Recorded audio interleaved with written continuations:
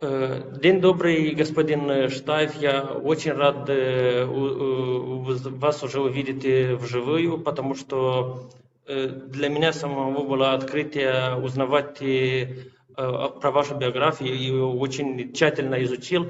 И это для меня это вау.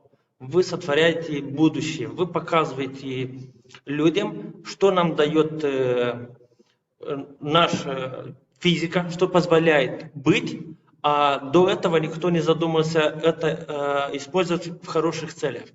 И для этого для меня огромнейшая честь узнавать вас вживую, потому что, надеюсь, все наши слушатели об этом поймут чуть позже. Okay, thank you.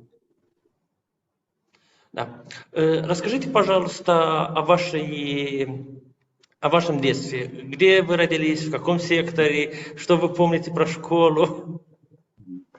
I was born in Chișinău in 1966, and this was, I think that the neighborhood was called Rishkanovka, and the name of the street was Dimitrova, was named at that time, but I'm not sure if it is still the same name. Probably the names have changed. And I don't remember too much. I mean, I was pretty young. I left when I was 7 years old. We were mainly young kids playing around in the playground, and we went to, I remember going to kindergarten. I didn't go to school. I left before school started, so but I didn't study in the school system, but I did study in kindergarten in Chișinău. Расскажите, пожалуйста, о ваших родителях. До какого поколения вы знаете своих предков? Все время они были в Молдове, коренные? Yes, I suppose so. They were living in Bessarabia, they called it. My father is from Orgiev, and my mother, she grew up in Chișinău, but her family originated from a town called Bricheva. Bricheva is no longer around. But it was a Jewish town. Yeah. So that's where they came from, and I think that they were living in that area for many generations. I'm only familiar with 4 generations, but I'm pretty sure that they were there before that too.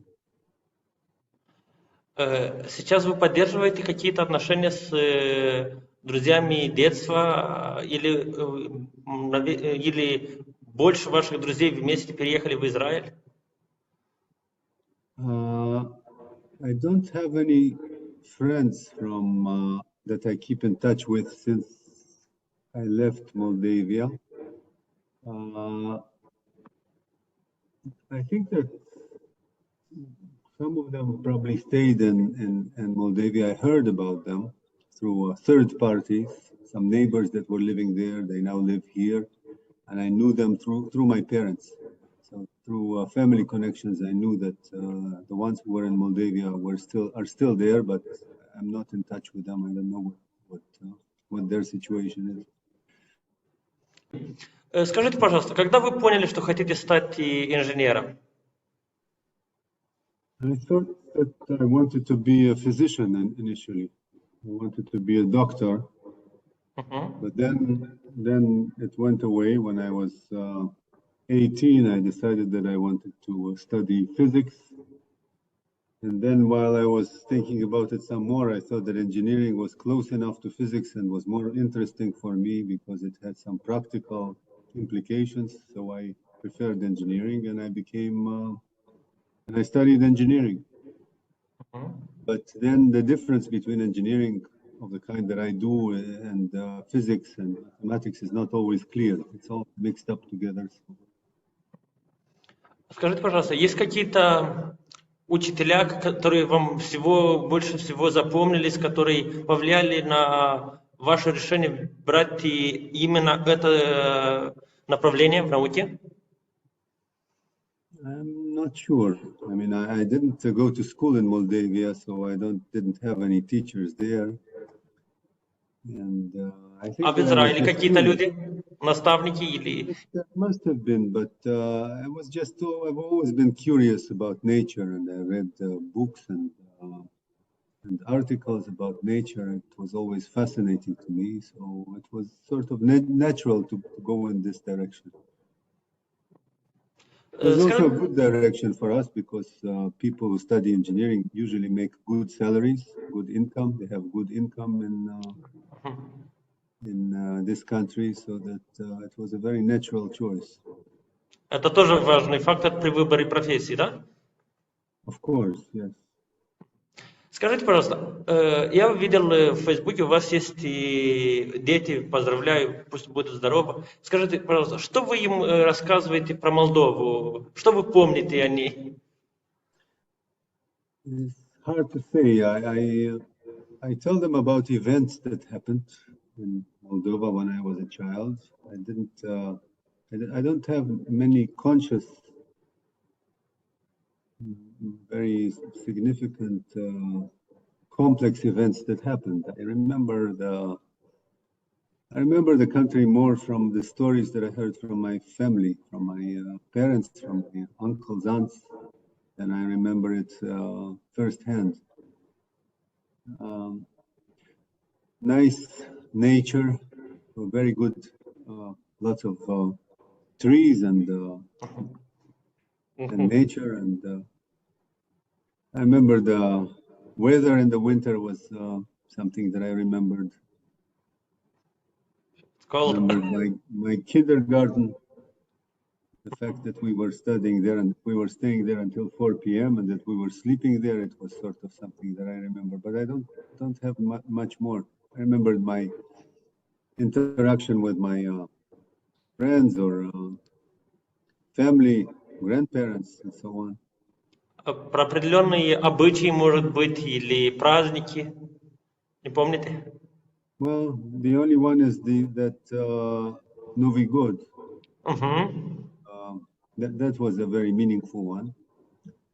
That was the only meaningful one. I don't think we celebrated many other holidays. We started celebrating holidays after we left Moldova, I think. It was not very common for Jewish people to celebrate Jewish holidays. It was not always a very acceptable thing. People did not emphasize the fact that they were Jewish when they were living in Moldova. So I don't remember any holidays except for Novi God, which was a nice experience. Ну, еще остался у нас Новый год. Если вы не против, мы перейдем уже в сторону образования. Скажите, пожалуйста, насколько мне известно, ведь научная деятельность, она связана с преподаванием. Но вот взять на себя административные ответственности, как вы согласились стать ректором, это уже другое, это уже более административные дела, это видение, это внедрение своих,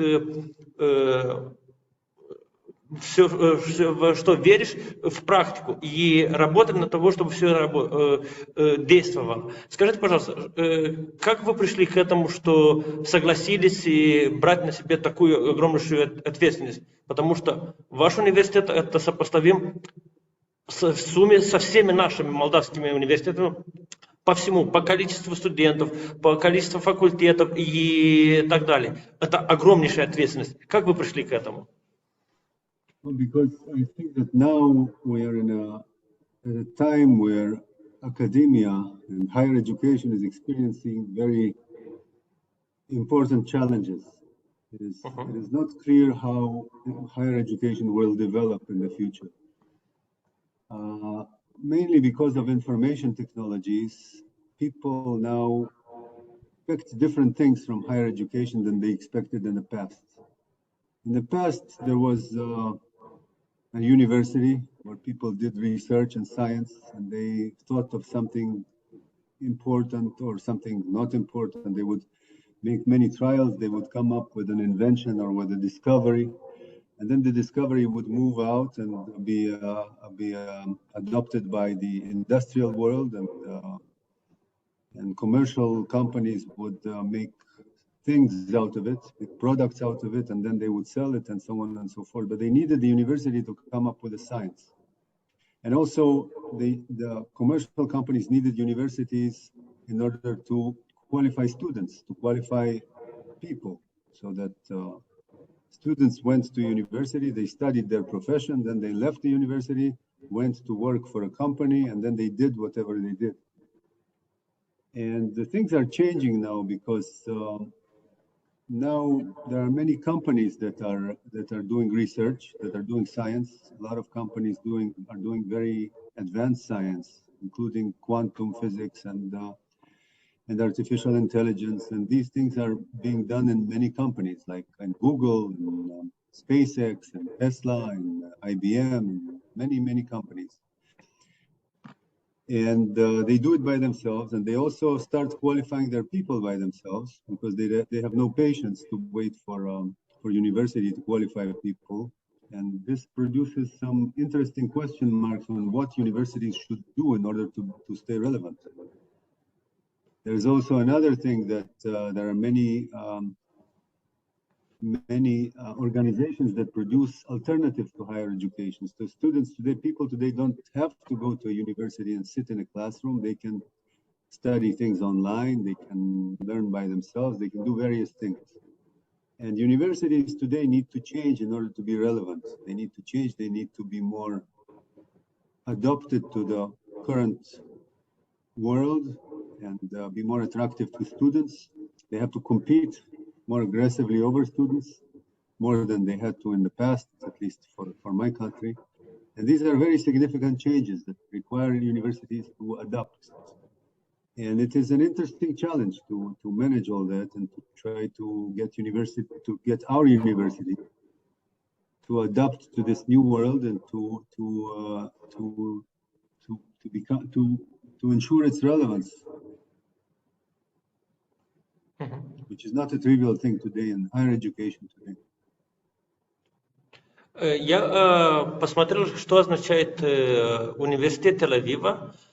Там очень большая структура, там сотни различных подразделений, школ и так далее. Скажите, пожалуйста, как это управляется? Есть определенная корпоративная система делегирования, потому что вспомнить все про всех, это практически нереально по мне. Well, the university is indeed, it's a large one. It's the largest one in Israel. It has around 30,000 students, and there are thousands of teachers of various levels, including professors and adjunct professors and so on and so forth. And it is divided into 9 faculties. And every faculty most faculties are divided into a number of schools. So in each faculty, like a faculty of engineering will contain several schools. One will be mechanical engineering, one will be electrical engineering, one will be material science and engineering, and so on and so forth. And similarly in other faculties. So there's around 30 schools, and every school has a head of school, and every number of schools make a faculty, and there's a dean of the faculty. And then there's the rector, myself. And so this is the academic system. There's also a general manager who is responsible for the non-academic activities and personnel of the university. And there's also a president who is overseeing the whole thing, and he's representing the university also to the outside world, and is part of the policy making. Also, he has connections with donors and with fundraising and so on and so forth. So this is how it works. There's a lot of people that are managing it. У вас богатый опыт и преподавания, и администрации. Скажите, пожалуйста, по вашему мнению, что поменялось в процессе образования за последние 20 лет, 2000 год и 2022? Может быть, и поменялась метода больше участия, или определенные вызовы, или индивидуализм развивался? Что-то поменялось в процессе преподавания? Well, things changed, things developed, but they did not change quickly enough. We are much more similar to what we were 20 years ago than to what we want to be 5 years away from now. We need to make a much more significant change in order to achieve our goals and to adapt ourselves to what the future requires. So there has been a development. We use technology much more in education than we used before. Classes are equipped with equipment that did not exist 20 years ago. Every classroom has a projector screen, and a computer, and many of the materials are filmed and are animated, and they are presented to students over the internet. And the tools that we use have developed significantly. Also, the materials themselves, the things that we teach, the subjects themselves have developed over the 20 years. Subjects that were being taught in medicine 20 years ago are not the same ones that are being taught today. There are some differences there. Of course, the fundamentals are still the same, but there are developments in all these categories. But in terms of how we teach, we still teach with a classroom full of students and a lecturer that talks to them. In most cases, not in all cases, this is something that we're changing right now, and I hope that we will develop alternative ways of teaching in the near future and into the future in general. Допустим, определенный университет, у него возникла такая амбиция стать в топ-20 или топ-10 самых лучших университетов мира. Им это для них что им понадобится? Дело только в деньгах или что-то еще? Well, money is a big factor, no doubt about it. You also need tradition, and you need to have a strong tradition of science, of creativity. It is difficult to create tradition only with money. There have been some attempts.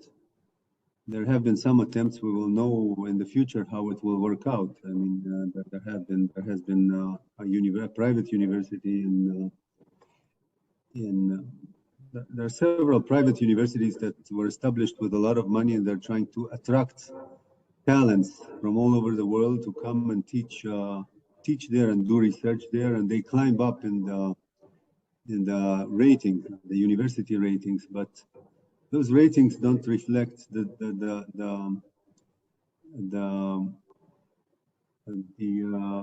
tradition and the discipline of science, and it is hard to tell. I mean, when those people who are foreigners in those countries, when they leave, will the country be able to do it by itself? You need your own local people to participate in the process of producing knowledge.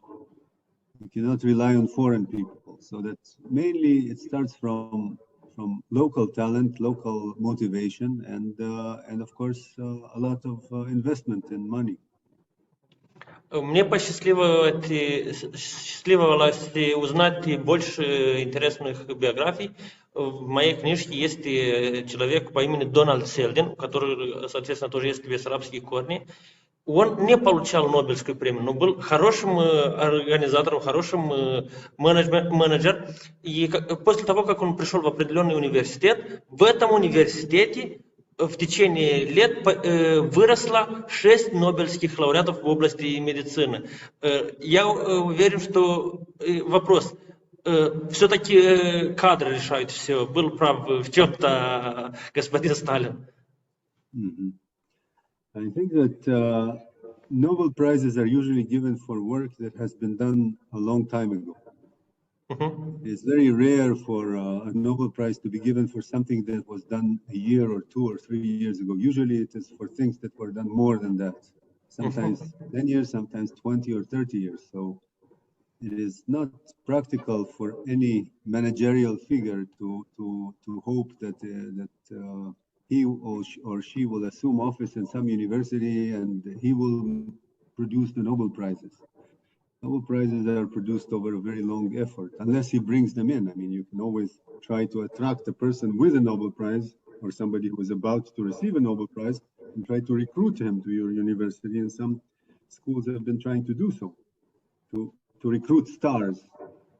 But to have a local professor, local scientist produce a Nobel Prize, it takes a very long time. So this is not a good metric to look at. Очень много вопросов появились по поводу стипендий в вашем университете.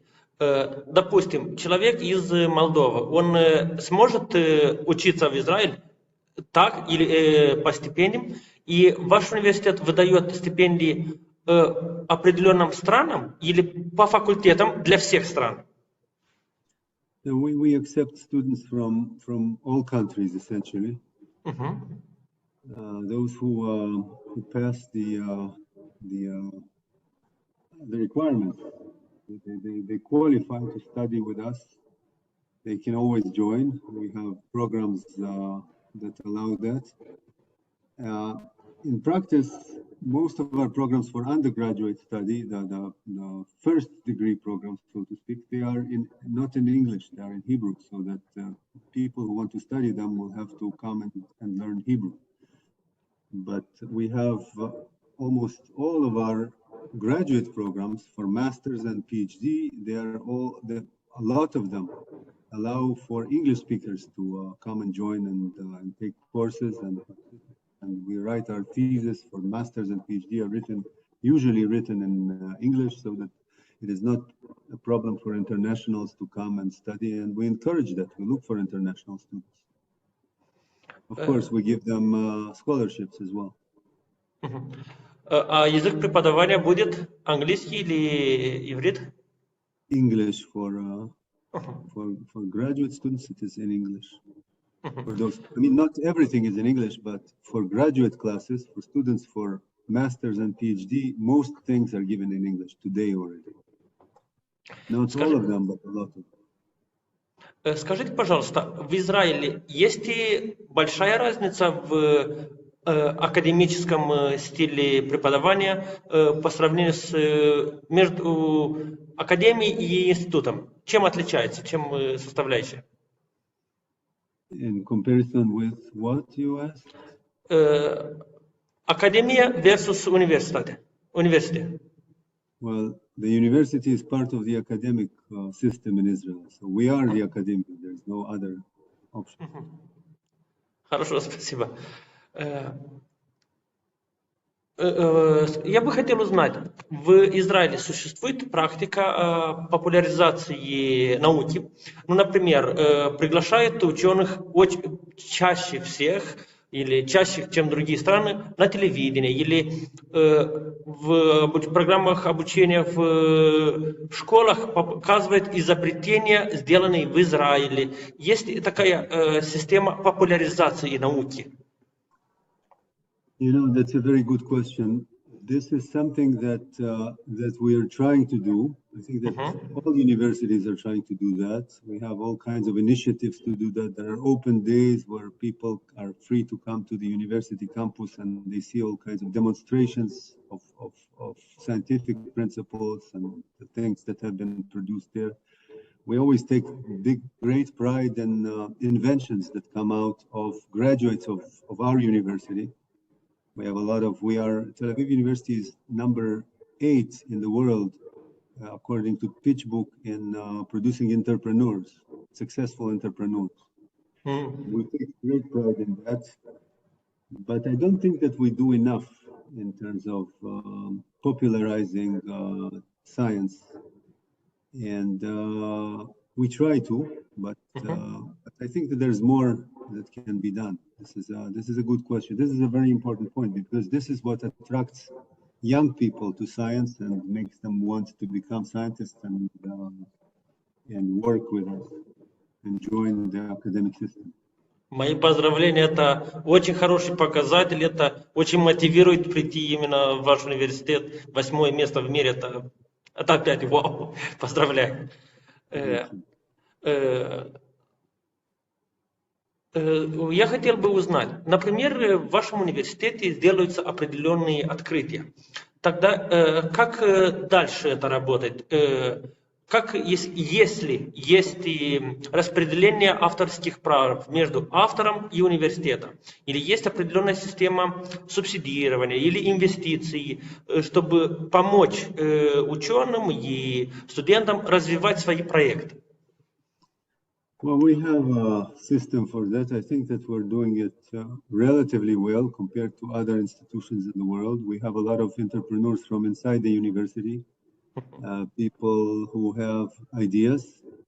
Part of their research produces inventions and ideas, and they start up companies with support from the university. The university has a system of supporting entrepreneurial ideas.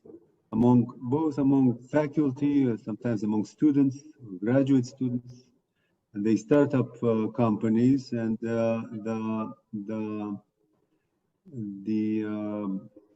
income from those companies or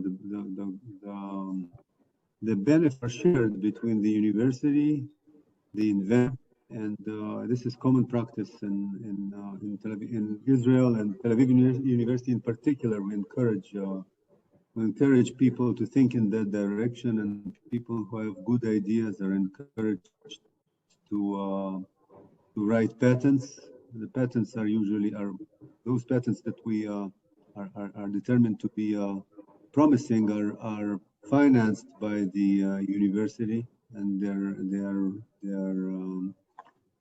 they are registered by the university, and the rights are shared between the inventor and the university. Скажите, пожалуйста, какое взаимодействие есть между профессором и студентами? Ну, ведь есть определенные люди, которые после университета остаются работать или в науку, или в университете. Они становятся друзьями, пишут совместные проекты, или тоже держится еще связь как учитель и студент? Как обычно происходит? Well, if you're talking about undergraduate students, there's a large number of students. Typically, they graduate, and some of them continue to study, but some of them go out and start, and they join some companies or commercial entities, and they work. Those who stay as graduate students and do their master's and PhD, they develop a friendly relationship with professor, not very formal at all, and there's a friendly relationship between professors and just one second.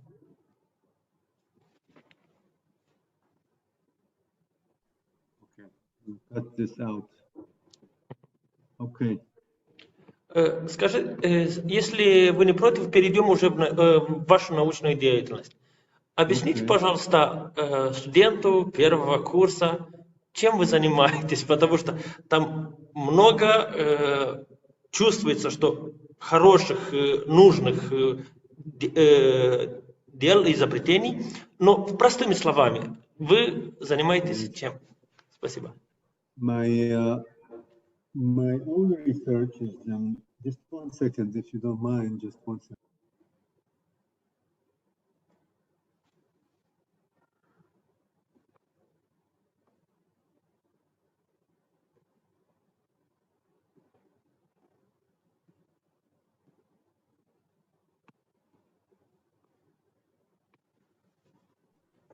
Yes, I'm with you. So what I do professionally, my research is in communication science. I am a communication scientist, and the emphasis is on fiber optic communications.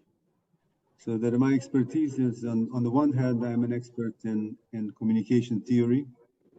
On the other hand, my expertise is in optics, optical propagation of optical signals in fibers, and whatever has to do with communication. The goal with communication is always the same. You want to transmit as much information as possible in the shortest possible time.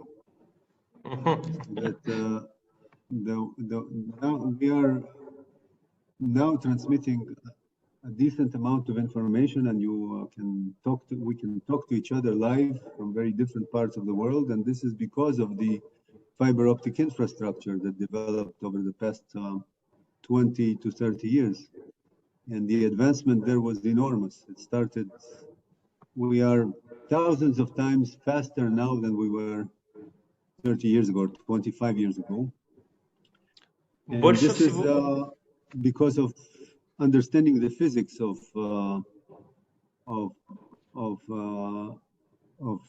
optical signal propagation, how the physics works, and then the mathematics of communication theory and information theory, and so on and so forth.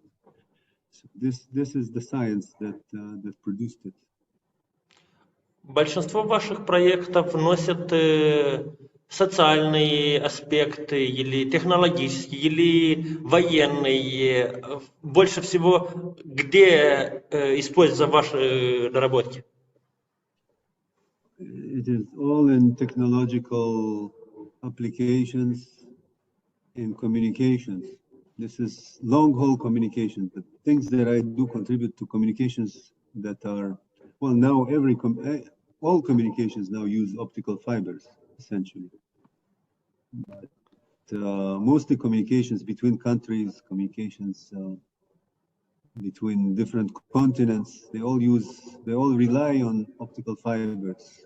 So that my work is always for the commercial communication market. It's not for the, of course, militaries can use it all over the world, but I do not work for them. And of course, it has a lot of social consequences, like the existence of Facebook and of Zoom is a result of this technology, and Zoom has a lot of social consequences. But I do not directly work on social consequences. This is not my field of expertise.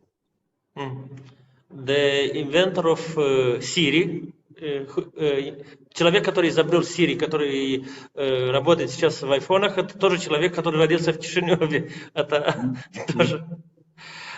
Скажите, пожалуйста, по вашему мнению, какие профессии будущего, какие они вызовы будут решать и будут больше востребованы? Это энергетика, это экология, или, может быть, как вы думаете? Well, right now, it seems that technology is moving forward in directions that that emphasize the role of computers and artificial intelligence. And right now, this is the direction that is attracting a lot of people. There's a lot of need for there's a lot of room for new ideas and new developments. But I think that in the future, this is a very good question, because many professions will become obsolete in one way or another. Even professions that are very lucrative, like being a physician. Of course, people will need physicians also in 20 years from now, but many functions that physicians perform today will be performed by computers that can can diagnose illnesses, and they can even propose treatment based on information that is accumulated from millions of patients and from millions of databases. And so things are going to change very considerably. The problems that are going to exist are going to be problems in the area of course, medicine and ecology, and global warming is going to attract a lot of attention with people that will need to understand the implications of global warming and how it can be countered. And of course, in all those professions, people will need to understand technology more than they had to understand technology in the past. Will be so. What I do professionally, my research is in communication science. I am a communication scientist, and the emphasis is on fiber optic communications. So that my expertise is on the one hand, I'm an expert in communication theory. On the other hand, my expertise is in optics, optical propagation of optical signals in fibers, and whatever has to do with communication. The goal with communication is always the same. You want to transmit as much information as possible in the shortest possible time. That now we are now transmitting a decent amount of information, and we can talk to each other live from very different parts of the world, and this is because of the fiber optic infrastructure that developed over the past 20 to 30 years, and the advancement there was enormous. It started. We are thousands of times faster now than we were 30 years ago, 25 years ago. And this is because of understanding the physics of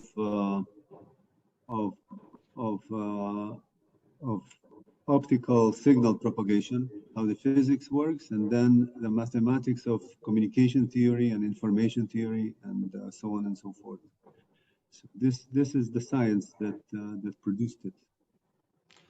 Большинство ваших проектов носят социальные аспекты или технологические, или военные. Больше всего где используются ваши наработки?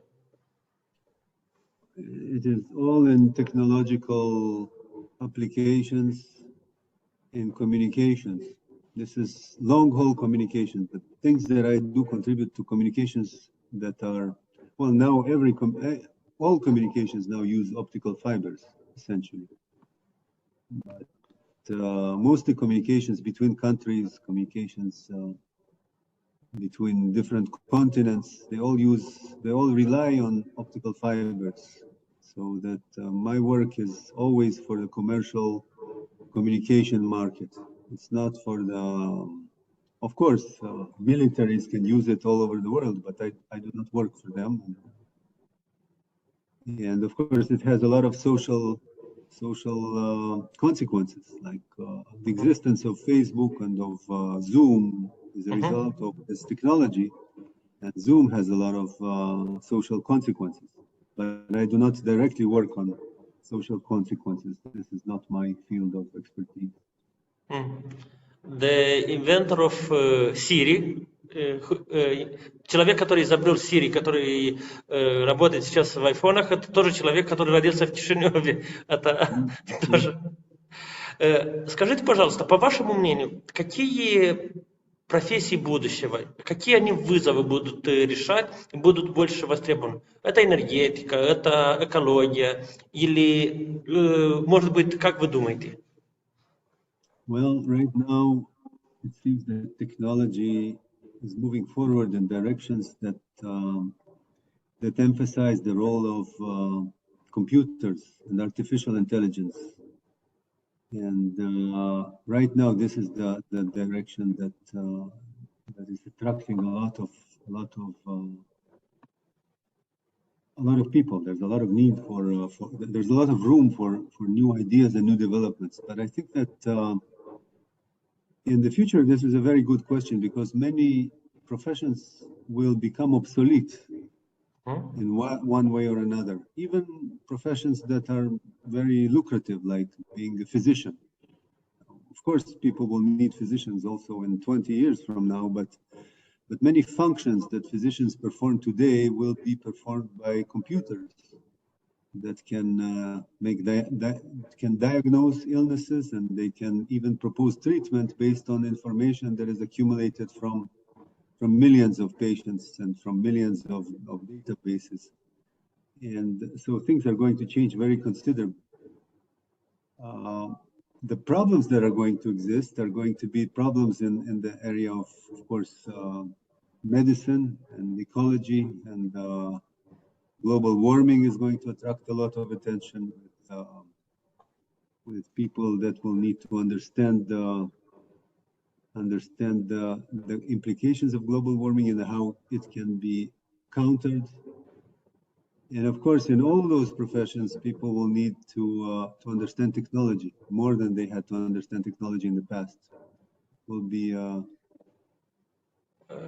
Мы говорили о профессиях будущего, и вы ставили правильный акцент, потому что я уверен, что это будут слушать и студенты, и перед всеми стоит выбор, чем правильнее заниматься. Но когда об этом говорит человек, который помогает университету быть в топ-10 мира по количеству людей, которые создают что-то, это ваша оценка, это однозначно лучшая экспертиза, которую они на данный момент смогут получать.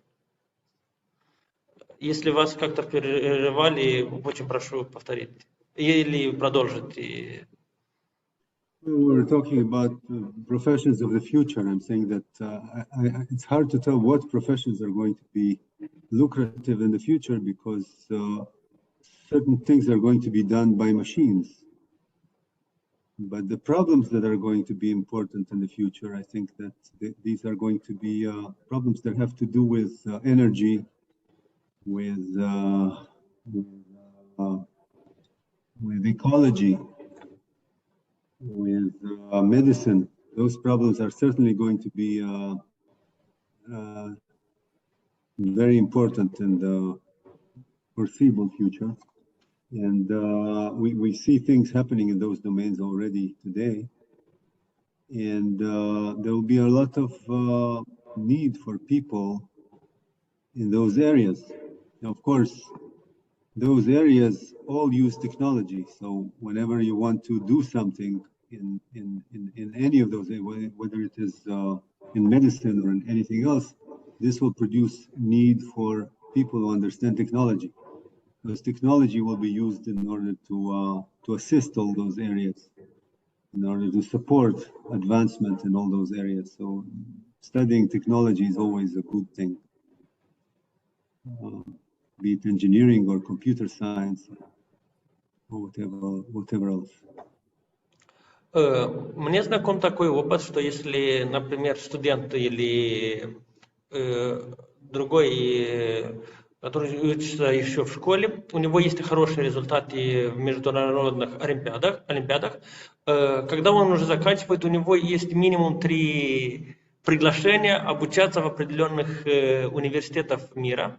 Так идет борьба университетов за светлые умы. Скажите, пожалуйста, у вас тоже есть такая практика, следите за хорошими достижениями, за результатами на международных олимпиадах, для того, чтобы привлечь самых способных студентов? Yes, we don't necessarily look at those Olympic results, but we have programs for youth, for young people who excel. Usually, it is in sciences. A lot of them are excellent in mathematics. We have a program for them. They come at the age of 14 and they join the university and they study. And at the age of 18, they already have a full degree in something that they achieve in parallel to their high school studies. And many of them participate in Olympics and in competitions in mathematics and sometimes in physics, and make good and produce good results in those places. Of course, we're very excited about talented youth who come to and we do whatever we find possible in order to attract those people, those children, to come and be part of Tel Aviv University. Есть ли определенная процедура, как вы тестируете этих людей? Допустим, в Чечневе есть группа людей, которые занимаются определенным видом науки, который, по мнению всех специалистов, у него есть будущее. Но оценка, которая есть у ваших специалистов, и оценка, которая есть с другой стороны, это могут быть разные оценки. Есть определенная процедура, система проверки способностей людей? Well, that's always been a very difficult thing, right? I mean, this is a general problem because everybody who wants to study in the university, not necessarily those young people who come for a particular, but everybody needs to be evaluated in order to know whether we want to accept or not. To admit a student, we want to know if the candidate is good enough in order to admit him as a student. That's always a tricky business. We have our system of psychometric exam, and we have the exams of the final exams from the high school system. These are nationwide standard exams from the high school systems in a variety of subjects, and then a psychometric exam, and sometimes we also require an interview. It is always difficult to be exact in those things. There's a good correlation, but it's never perfect. So some excellent people do not succeed in those things, and we sometimes miss them. And some very good, some people succeed in those things without being exceptionally excellent. So we just live with that, and we try to produce or to allow for other methods of evaluation that will constitute alternatives for people who are not suitable for the standard ways of evaluating them, but they are promising in terms of their talent. У меня осталось еще мало вопросов. Скажите, пожалуйста, какой ваш проект более душевный? Какую задачу вы хотите решить, и она вам не дает успокоиться? Есть такой проект душевный, скажем так, который ближе вам? Well, I think that right now understanding how to adapt the academic system that we have to the future in terms of the needs of higher education is a very big and important problem that I find myself thinking about frequently. There are others, but this is probably the most challenging one for me today. Вы, насколько я понимаю, после того, как уехали в Израиль, вы никогда не вернулись в Молдову, не были еще. Скажите, пожалуйста, вы планируете это здесь быть и, может быть, будете искать свои корни, делать свое генеалогическое древо? Есть такие планы? It's possible. I haven't made specific plans for that, but I'm not. But if I have to guess, I think that I will come to that at a certain point. There was a point when I was actually considering buying a ticket and visiting. It was a couple of years ago, and then some things happened, and I wasn't able to travel. But at some point, I suppose that I will come. It is interesting to see. I know that it's an interesting country, and it will be interesting to visit. Я уверен, что если мы опубликуем ваш визит в Молдову, обязательно соберется огромнейшее количество менеджеров университетов Молдовы, которые захотят с вами встретиться и обменяться опытом. Я в этом абсолютно уверен, потому что вы сильная личность. Последний вопрос. Передайте, пожалуйста, послание студентов Молдовы, что им лучше всего делать наперед для того, чтобы добиться хороших результатов, как у вас. Just study hard and think, keep an open mind. It's very important. Not to freeze. When they finish university, it's only the beginning of the way. After that, they have to keep studying all the time in order to stay relevant. Whoever doesn't keep studying doesn't stay relevant. That's the main thing. that learning does not finish when you finish the university.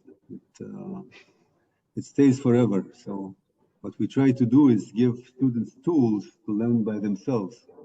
It's not so much to teach them specific materials, but to teach them how to study by themselves, materials that they will need over their lifetime. Спасибо большое. Я хочу благодарить вам еще от имени господина Дмитрия Каменского, который профинансировал нашу книжку. У него тоже огромнейшие вложения в искусственный интеллект, в health и longevity. Может быть, как-то пересечетесь, и уверен, вам тоже будет знать новое мышление тоже человека из Кишинева. Я очень благодарен тому, что вы нашли время, потому что я чувствую в вашем голосе, что такие люди создают будущее, такие люди имеют способность и воодушевлять и проекты, и убедить других людей стать их соратниками, и изменить мир к лучшему. Очень благодарен. Если есть определенное окончательное слово с вашей стороны. Thank you. It was an interesting conversation, and I wish you success in your endeavor in the future as well.